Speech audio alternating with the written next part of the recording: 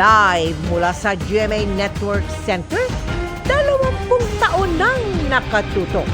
24 oras. Mga kapuso, mag-ingat po kayo dahil magiging mainit pa rin sa malaking bahagi ng bansa ngayong weekend batay sa heat map ng Metro Weather.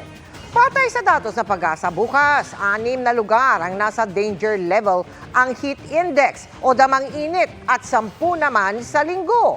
Bukas, pinakamainit sa Katarman sa Northern Samar na posibleng nasa 43 degrees Celsius at 44 degrees Celsius sa linggo. Nasa 43 degrees Celsius naman sa Aborlan sa Palawan buong weekend. Ang iba pang detalye sa magiging panahon sa weekend, abangan mamaya-maya lamang. Magandang gabi po Luzon, Visayas at Mindanao. Inuulan ng pambabatikos ang isang tricycle driver sa Maynila na naniningil umano na 1,000 piso pamasahe sa pasahero nitong dayuhan. Ang viral na ngayong video, pinalaga ng driver. Ang naisa kanyang dayuhan umano ang nag-alok ng mataas na pamasahe. Apektado na raw ang kabuhayan ng driver ng insidenteng akala umano niya ay biroang pang-video content lang. Nakatutok si Maki Pulido. You say 250, turn around. No, I wanted to market Mahigit 4 million views na ang TikTok video na ito ng paniningil ng isang tricycle driver sa pamasahe ng sakay niyang turista. How much? 1,000. No, it's too much, bro. 1,000 is too How much. much, how much? You. I give you 200. Hindi, 500. No, I can give you 500. 200. You say 250, turn around. No, I wanted to marketplace. You don't understand Yeah. me. You don't understand me, right? Nagtuloy ang tawaran pagbaba ng turista mula sa tricycle at nang abutan ng pambayad ng driver, wala siyang sapat na panukli. 200, okay. 250. 200. 250. 200. 250, you turn around. No, I say 200. 250. You have change? Yeah. Oh, you give. Oh, what is this, bro? 150. I go. What? Give. No, this, 150, my tip. you have paper money. My tip. Paper money. Wait. I go change the money. Sa mga komento ng netizen, binatikos ang tricycle driver para sa insidenteng nangyari. May 3 linggo na ang nakalipas. Nakausap namin ang tricycle driver sa viral video. Depensa niya, Edit po nyo talaga. Parang may cut puro sa video na yun. ang nakat ayon sa kanya yung usapan nila bago sumakay ang turista sa Soler Street, Binondo, Manila. Yung turista raw ang nag-alok ng 1,000 pesos na pamasahe pero dahil alam daw ng tricycle driver na sobra ito, siningil niya ng 500. Nagkasundo raw sila sa 250 bago sumakay ang turista. Nag-ikot daw sila sa ilang lugar sa Binondo dahil naghahanap ito ng makakainan bago bumaba sa Plaza Ruiz. Sino yung nag-alok ng 1,000? Yung Amerikano po nagalok ng ng 1,000 noon hanggang nagbababa po ng 500. Tapos yung pagbaba niya po, 250 na lang po yung usapan namin talaga noon. Talagang 250 lang po. Bago po sumakay yung Amerikano na yan, may usapan na po kami 250 pesos niyan. Hindi ko po isasakay nang wala po kaming usapan yan. How much? Alam daw niya na kumukuha ng video ang foreigner. Kaya bago raw ito bumaba, akala niya biruan lang ang tawaran at hindi content tungkol sa mga scam. Pamamasadang ipinambubuhay niya sa kanyang pamilya pero dahil sa viral video, hindi niya ito ngayon magawa. Nasasaktan na ako dahil nasasaktan na yung mga pamilya ko eh. Tapos di na ako makalabas ng bahay. Di ba nahiya na po ako. 2 barangay chairman sa Binondo na aming nakausap, nagulat dahil binabantayan daw nilang hindi ito mangyari sa kanilang lugar. May police detachment na pwedeng lapitan ng mga turista ilang hakbang lang mula sa binabaan ng dayuhan. Pero hindi raw ito dumaan para i-report ang nangyari. Pinopromote namin Binondo para bumalik yung sigla ng Binondo. Safe talaga dito. Talagang isolated lang talaga yan. Sinusubukan pa naming makuna ng pahayagang uploader ng TikTok video na may account name na Saigin Lost. Para sa GMA Integrated News, Maki Pulido, nakatutok, 24 oras. Patay ang isang lola sa Marikina matapos mabundol ng e-bike. Hindi umano agad nadala sa ospital ang biktima ayon sa kanyang pamilya. Ang depensa ng rider sa pagtutok ni Marisol Abduraman, exclusive.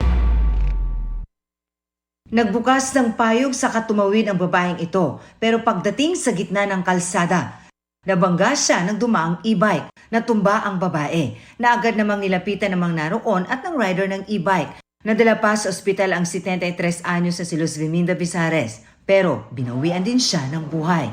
Hindi po ako makapaniwala na bakit niya po binangga at sinagasaan pa po yung lola ko na nagtamo ng brain injury and putol po yung braso niya. Imposible raw na hindi napansin ng rider ang kanyang lola, lalo't nakapayong pa ito. Ang lalo raw ikinasasama ng loob nila. Sabi na nating aksidente pero bakit mo hinayaang lumamig yung lola ko? Bakit hindi ka nag-insist na ipagamot yung lola ko o dalhin sa ospital para sana maduktungan pa yung buhay niya?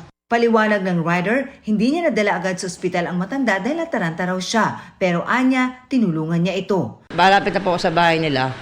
Tapos po, nandun po kami sa may papasok na eskinita. Bigla po siya nahilo. Kaya inupo ko po muna siya saglit. Hindi na po kami na umabot kasi po, yung nahilo po siya, inupo ko po siya doon. May lumabas daw na lalaki sa eskinita. Binuhat si Lola at dinala sa ospital.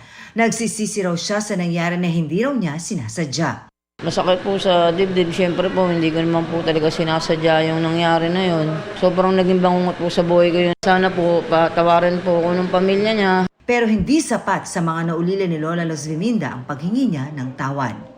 Sinampahan na ng reklamong reckless imprudence resulting in homicide ang suspect na nakakulong na sa Marikina Police. Para sa GMA Integrated News, Marisol Abduraman, nakatuto 24 oras. Sinalakay ng mga otoridad ang 2 bahay ni dating Bucor Chief Gerald Bantag na itinuturong mastermind sa pagpatay sa broadcaster na si Percy Lapid. Walang inabutan sa bahay pero may natagpo ang bagong resibo, pati bala ng baril. Nakatutok si John Consulta. Sabay na sinalakay ng mga ahente ng NBI ang isang bahay sa Santa Rosa, Laguna at isang bahay sa Caloocan City para isilbi ang warrant of arrest kay dating Bureau of Corrections Director General Gerald Bantag. Sa bahay sa Laguna, kinailangan pa ng NBI na gumamit ng maso para mabuksan ang front door para maingat na mapasok ang bahay.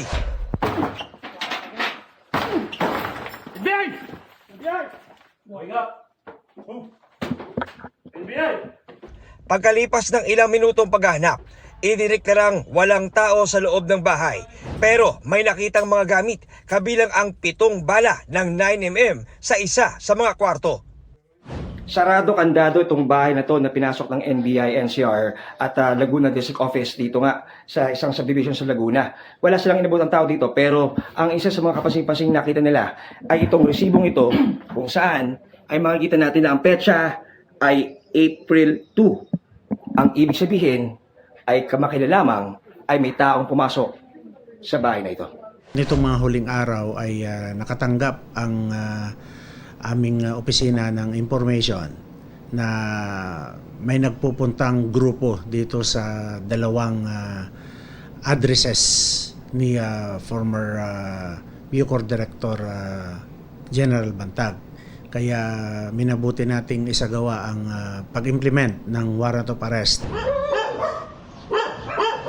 Sa Caloocan, wala ring inabutan ang sumalakay na team ng NBI pero doon nakita ang ilan sa mga gamit ni Bantag tulad ng wooden frame ng rifle pati bill ng kuryente na sa kanya nakapangalan. Kinukumpirma din ng mga kapitbahay ng nasabing former official ng Bucor na may mga nagpupuntang ang tao doon sa mga lugar na ito at hindi nagtatagal. Paminsan-minsan, may mga 15 to 20 minutes lang and then aalis ka agad. Sa huli ay nilagyan ng selyo ang pintuan ng mga bahay sa Santa Rosa at Caloocan at dinikitan ng poster ni Bantag kung saan nakasaad ang 2 milyong pisong reward sa sino man makapagbibigay ng impormasyon sa kanyang kinaroroonan. Kapalit ng nasabing reward ay umaasa tayo na makakatulong ang publiko sa agarang pagkakadakip ng nasabing former official ng Bureau of Corrections.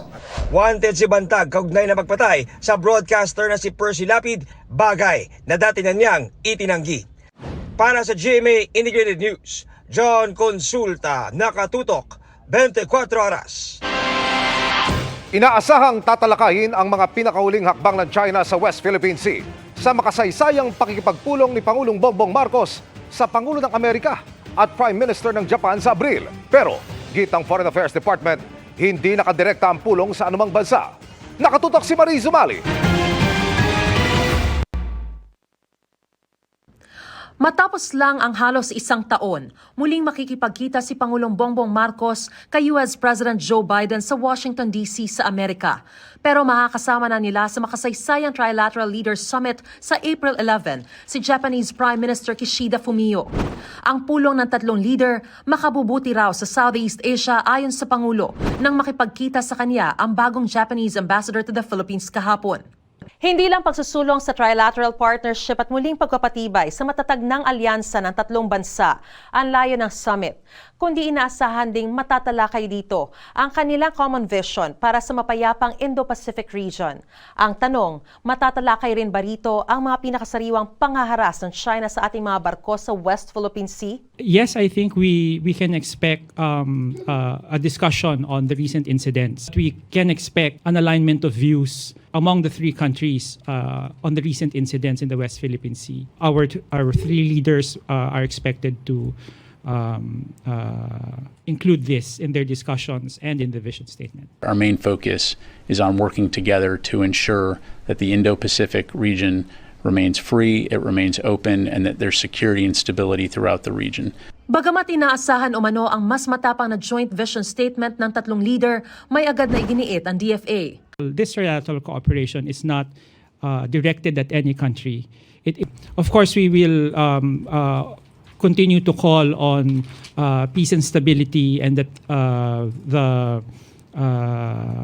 the recent incidents be solved in a peaceful and diplomatic manner. May hiwalay pang bilateral meeting sa pagitan lang ng ating Pangulo at ni Biden para pag-usapan ng kooperasyon sa seguridad, clean energy at iba pa. Makakapulong din ng Pangulo ang US Defense Secretary at mga negosyante ng Amerika. Para sa GMA Integrated News, Mariz Umali, nakatutok, 24 oras. May nakaamba na namang oil price hike sa susunod na linggo. Hanggang piso at 40 sentimo ang inaasahang dagdag presyo kada litro ng diesel. Hanggang piso at 20 sentimo naman sa gasolina at hanggang piso at 30 sentimo sa kerosene. Batayan sa 4 na araw na trading ayon sa Oil Industry Management Bureau. Kabilang sa mga nakaapekto sa presyo ng ang gulo sa Middle East, ang pagtaas ng demand ng petrolyo sa Amerika at India at ang production cut ng OPEC countries sa ikalawang bahagi ng taon. Hawak na ng mga otoridad ang itinuturong pumatay sa isang barangay kagawad sa Chaong, Quezon. Ang depensa ng suspect sa pagtutok ni John Consulta, exclusive. June 2023 nang mahuli ang aktwal na pagbaril sa isang barangay kagawad sa Chaong, Quezon. 5 tama ng bala ang kanyang ikinamatay. Mabilis namang itinakas ang gunman na naghihintay na rider. Pero pagkalipas ng 10 buwan, bumagsak din ang umano'y hitman sa Provincial Intelligence Branch ng Laguna Police. Dinakip siya sa isang commercial area sa Santa Rosa, Laguna at inaresto sa bisa ng warrant of arrest. Minanmanan natin base sa impormasyon ng ating mga asset at tinumbok kung saan mismo nagtatago itong suspect. Kaya doon siya nakuha, dito natin siya inaresto. Nakaharap namin ng suspect na mariing itinanggi ang paratang. Hindi ko po gawain yun dahil ako po natrabaho po ako ng maayos. Yung sa motor ko lang po na ginamit dahil nakapangalan po yun sa akin. Kaya po nadawit ako sa incidenting ganyan, sir. Nahanap sa kasong murder ang suspect. Para sa GMA Integrated News, John Consulta, nakatutok, 24 oras. Inireklamo sa NBI ang isang babaeng naglaho umano matapos makakulimbat ng milyong-milyong piso sa mga biktima. Kabilang sa mga nagreklamo ang cosmetic surgeon na si Dr. Manny Calayan. Tunghayan sa aking eksklusibong pagtutok.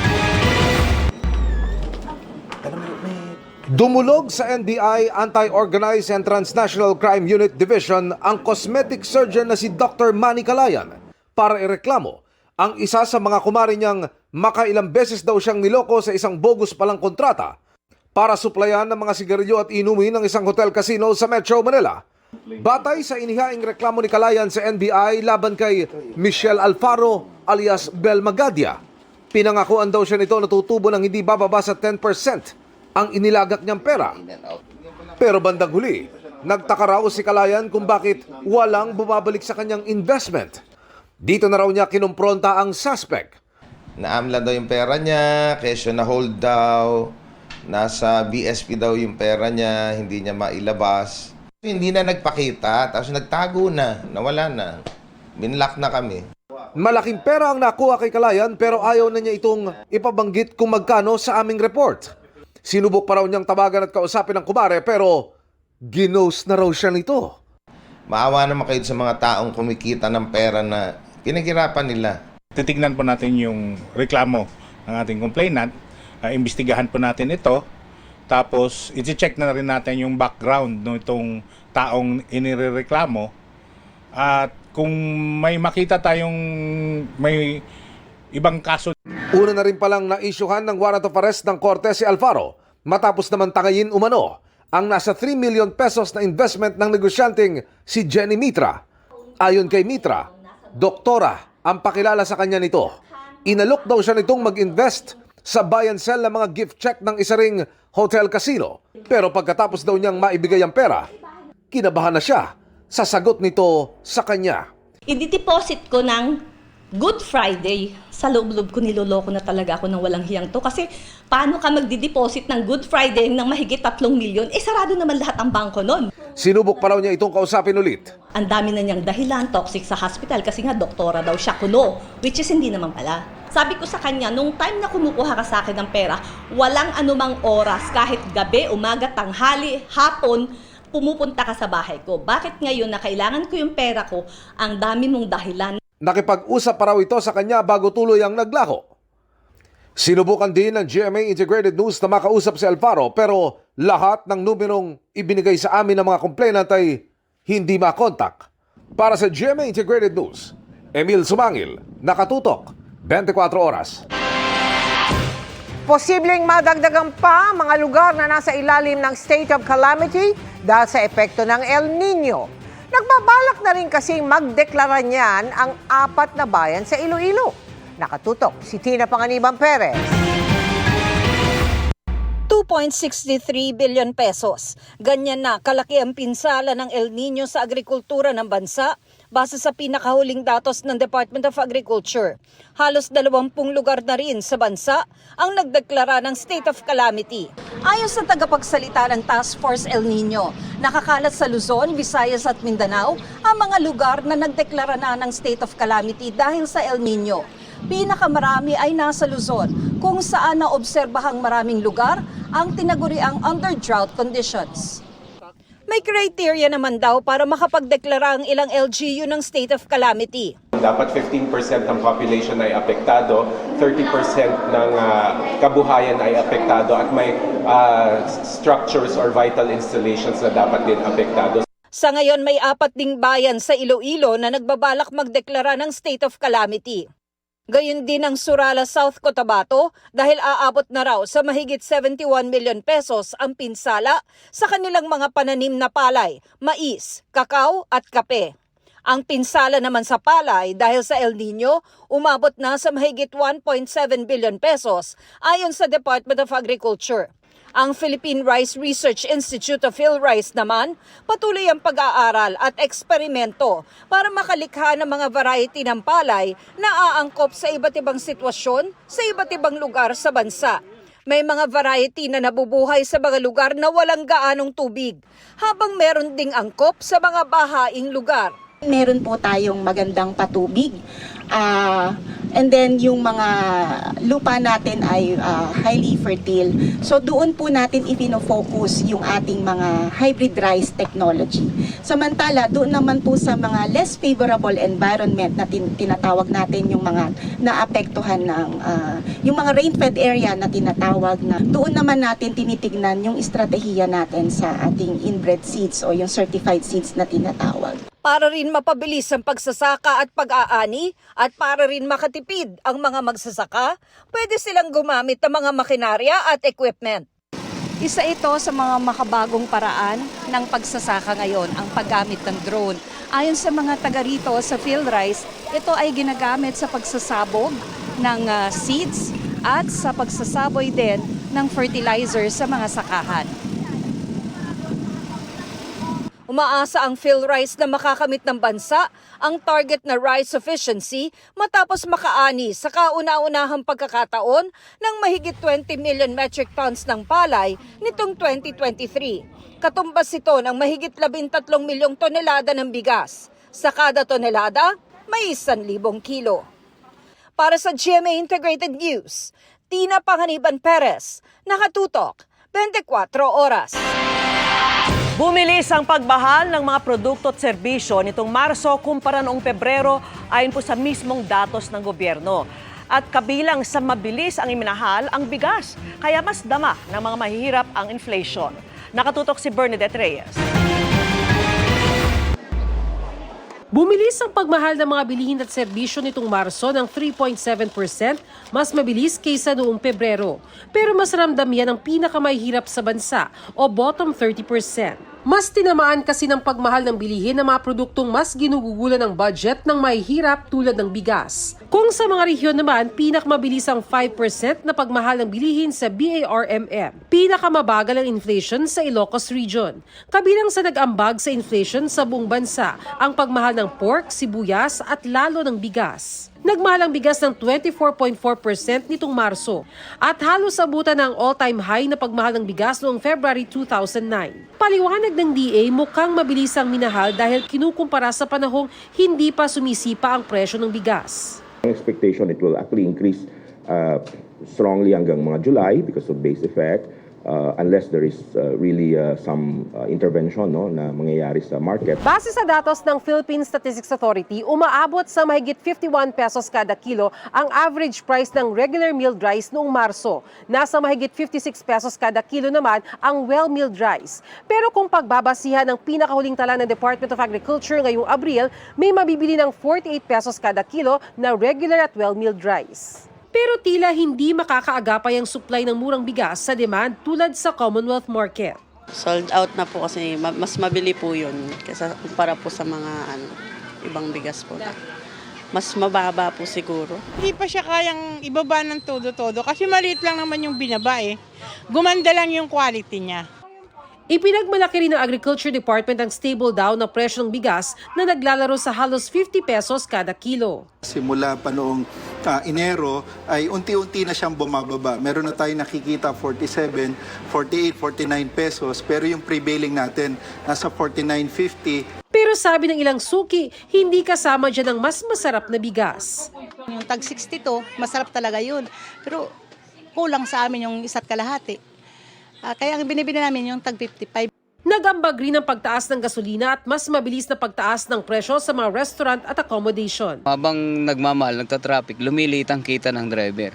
Para sa GMA Integrated News, Bernadette Reyes, nakatutok 24 oras.